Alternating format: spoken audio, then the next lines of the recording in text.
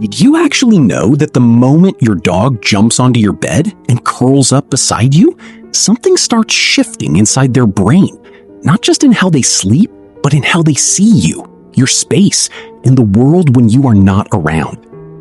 Most owners think co-sleeping is one of the most natural, loving habits they share with their dog. Parts of that are true. But what almost nobody talks about, what most trainers will not say out loud because it immediately starts arguments, is what nightly bed sharing quietly does to your dog's psychology over time. By the end of this video, you will look at that spot on your bed very differently. Not because I am telling you what to do, but because once you understand what is actually happening inside your dog's mind, you cannot unsee it. Here is what real behavioral science says. Let us get into it. 1. Your dog's brain maps the bed as shared territory, and that changes how they behave all day. Have you ever noticed your dog stiffen or growl when someone comes near you on the bed? Most owners laugh it off. He's just being protective. But here is what is actually happening inside their brain. Dogs are territorial by biological design. Not aggressive, territorial. When your dog sleeps in your bed consistently, their nervous system begins mapping that space as shared high-value territory. In the wild, elevated resting places belong to the dominant members of the pack. When your dog occupies that space night after night, their brain starts filing ownership data. They are not just resting. They are reinforcing a psychological position. And there is something else worth knowing. Dogs cycle through light and deep sleep far more frequently than humans, roughly every 20 minutes compared to our 90. When a dog sleeps in your bed, their constant repositioning and alertness responses can fragment your sleep in ways your body registers even when your mind does not. A study published in Applied Animal Behavior Science found that dogs given unrestricted sleeping access, including owner beds, were significantly more likely to display resource-guarding behaviors. Snapping, stiffening, growling when that space felt contested. This is not old-fashioned dominance theory. It is about how the brain encodes access and repeats it into daily behavior. And once that encoding runs every night, it does not stay in the bedroom. It bleeds into how your dog carries themselves through the entire day. Stay with me, because the next one reveals something that genuinely surprises most owners. It is about what happens to your dog emotionally when you are not home. 2. Bed sharing can quietly wire separation anxiety, and most owners never connect the two. Did you know separation anxiety is one of the most misdiagnosed behavioral problems in dogs today? Owners see the chewed furniture, barking, the accidents, and blame the breed or the personality. But many behaviorists now trace the root cause back to proximity conditioning. And nightly bed sharing is one of its most consistent drivers. Here is why. When your dog sleeps pressed against your body every night, their nervous system learns to regulate around your presence. Your warmth, your breathing, your scent, these become the biological anchors of their calm. That feels like love, and it is. But the moment you leave, that anchor disappears, and their system has nothing left to regulate against. Research published in the Journal of Veterinary Behavior found a measurable correlation between close physical sleeping arrangements and elevated anxiety scores in dogs.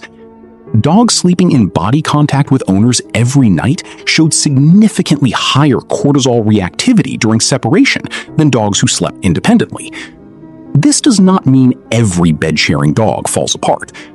Confident dogs can handle it.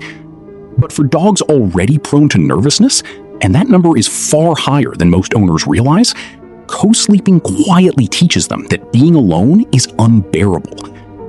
You do not see the damage at night. You see it at 8 in the morning when you pick up your keys. Keep watching, because the next point is the most controversial in this entire video, and it especially matters if you have a small dog. 3. Small dogs carry the heaviest psychological cost, and we built that problem ourselves.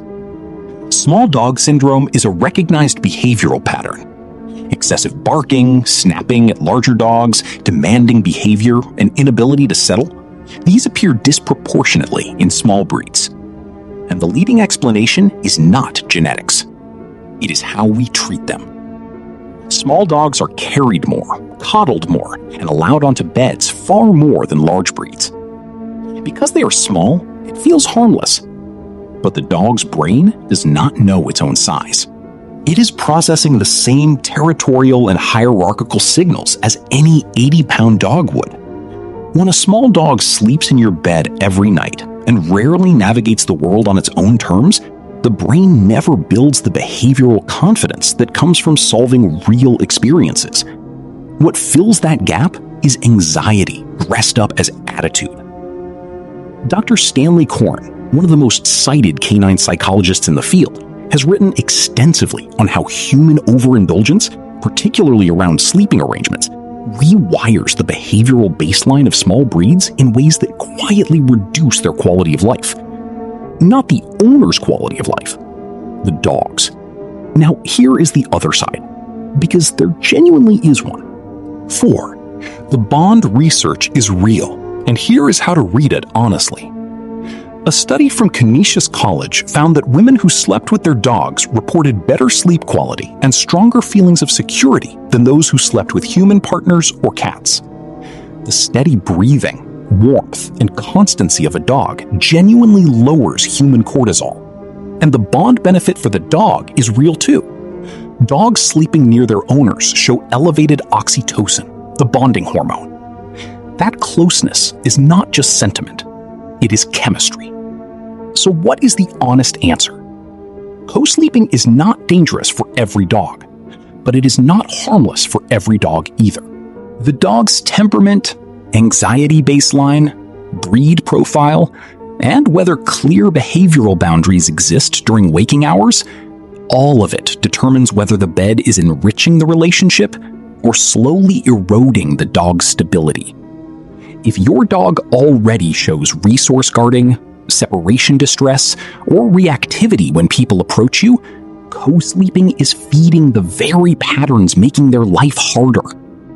If your dog is calm, confident, and responsive across all contexts, the bond benefit may genuinely outweigh the risk. What I want you to take from this is not guilt. People who let their dogs sleep in their bed love those animals deeply. That love is real, and it is never the problem. But love without understanding is where unintentional harm quietly begins. Watch your dog's behavior, not just at night, but in the morning when you leave, when a stranger approaches, when another dog comes near you. That behavior is the honest feedback your dog cannot give you in words. If this video changed how you see it, share it with someone whose dog owns their entire bed. Drop your side in the comments. I genuinely want to know which camp you're in. This is one of the most debated topics in dog ownership, and every perspective matters.